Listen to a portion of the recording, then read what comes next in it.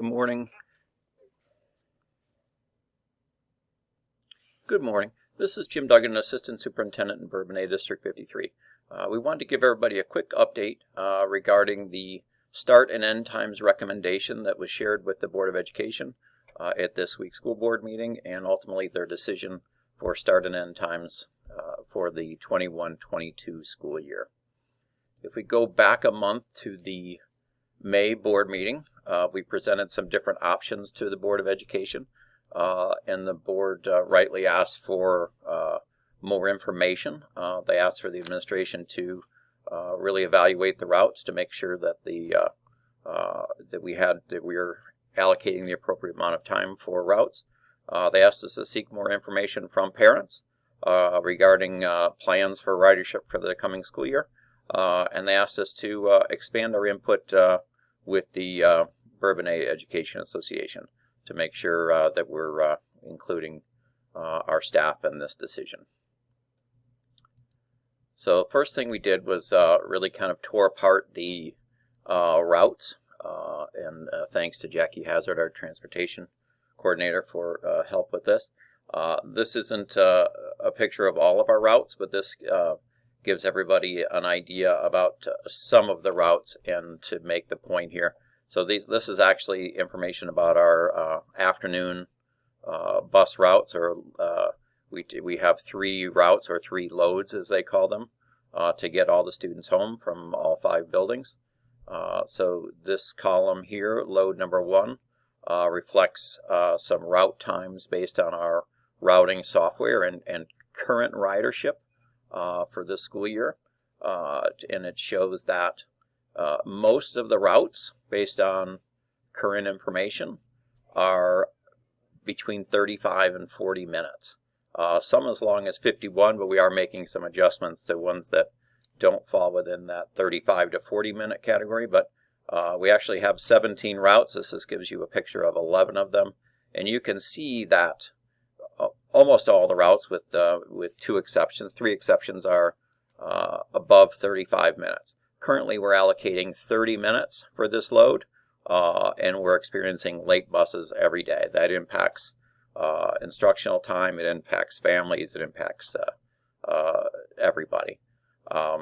So there was some thought to, could we eliminate some stops or clean up some of the routes so that we could get the route time closer to 30 minutes. The reality is most of the routes are above 35 minutes, and we have to base our load time, or the time between loads, based on the longest route, not the shortest route, unless we're willing to accept late routes every day. So this picture here suggests that 35 or 40 minutes is actually an appropriate time. And you'll also see too that we tend to stagger routes. So if a bus has a long route, typically the next route for the next group of schools will be a little bit less, so we try and strike a balance. So sometimes you might see one idle bus. That doesn't necessarily mean that we can shorten all the times, because the next run that bus does is likely to be much longer. So there's a lot goes into this, but you can see that seeking 40 minutes for this load is realistic. And if you look at load number 2, see similar information. Most of the runs are between 30 and 35 minutes for load number 2. This would be getting students to or home from Bug and Shabbona. So again, most of the runs are between 30 and 35 minutes. So our belief is that 35 minutes is an appropriate amount of time for this load. So just an overview of some factors influencing bus routes. We have distance. We have one route that goes out to the Altorf area that's over 18 miles. So to expect that to get done in 30 minutes is not realistic. We have a number of stops on some routes, some as many as 18 stops. So to expect to do that in 30 minutes is not realistic. And then some stops, particularly the start time that includes Bug and Shabbona, When a bus has to deliver students or pick up students from both of those schools, that adds about 6 minutes to a run. So again, to expect to do that in 30 minutes is not realistic.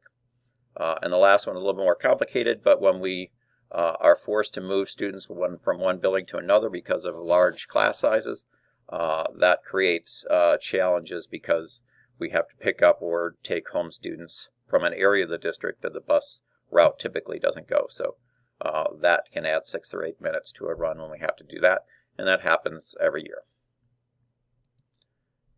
A quick look at, we surveyed parents, and we appreciate those that participated in that. So the first question we asked was, did you ride the bus? Did your students ride the bus during the current school year? And excuse me on this. So we asked if this is current bus riders, and we asked if you plan to return and use the bus again in the coming school year. So of our current riders in grades 4 through 8, 98% or more said that they would continue to ride the bus in 21-22. So we can't expect to see a reduction in ridership that might help us with start times with this slide.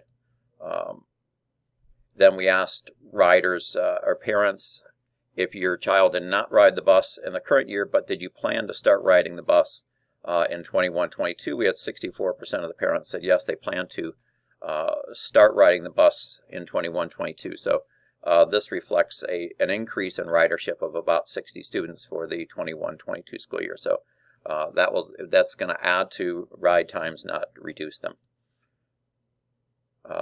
We see the same thing in pre-K 3. Current riders who plan to continue riding over 99%, so we will not see a reduction in terms of students to start being car riders or walking, for instance. And then also we're expecting more than 50% of the students who did not ride the bus last year will start riding the bus in 21-22. So our buses, we're planning for increased ridership, which is going to increase bus route times. Quick look at surveyed staff. So we asked the staff, both teachers and teacher assistants, about whether they would be okay with a 7:15 staff start time, which would mean a 7:30 student start time. Of our licensed staff or certified staff, we had 85% said yes, that they would be felt positive about a shift to a 7:15 staff start, and again that would be a 7:30 student start. And of our teacher assistants, over 86% said yes, they would be okay with that earlier start time. So again, that was something that the board asked us to look into. Quick summary. So the existing routes justify 40 and 35-minute time windows between the start times. The time for a route needs to be driven by the longest route on a load, not the shortest. Increased ridership will make any route reductions more challenging, and we have support of the Education Association is on board with a 7:15 staff start time, and we have an agreement in place with with the BEA in this regard. So based on this information, we are recommending what we call option 5B, which was presented to the board in May. This is what this looks like. So if we just focus on student start times, the first start time for students would be 7:30 a.m. at Liberty. The next start time would be 40 minutes later at 8:10 for Bug and Shabbona. Again, that's the student start time. And then Shepherd and Levasseur would start at 8:45, which is actually where Shepherd and Levasseur were a few years ago at 8:45 for the student start time. End times, Liberty students will end at 2:15. Bug and Shabbona students will end at 2:55. And Shepherd and Levasseur students will end at 3:30.